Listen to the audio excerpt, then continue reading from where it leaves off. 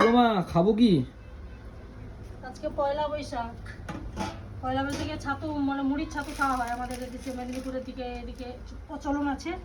আর এখানে মামার বাড়ি থেকে চিনি মুড়ির ছাতু মানে গুঁড়ো করে দিয়েছে। আর এই যে দুধ, কলাটা নেই, এই দিয়ে গেছে।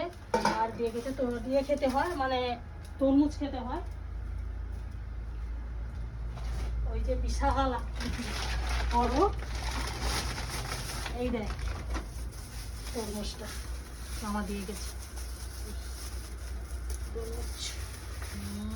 4-5 কিলো হলেই হবে তো পুরো এটা। এই যে দিয়ে গেছে মামা, কালকে দিয়ে গেছে আজকে খাওয়ার জন্যে।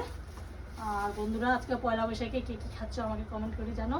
আমার ঘরে আজকে সকালবেলা এই যে আর আজকে পয়লা বৈশাখে মাঠে গিয়ে কারা কারা খড় পুড়িয়েছো, বাজি ফাটিয়েছো সেটা জানাবে।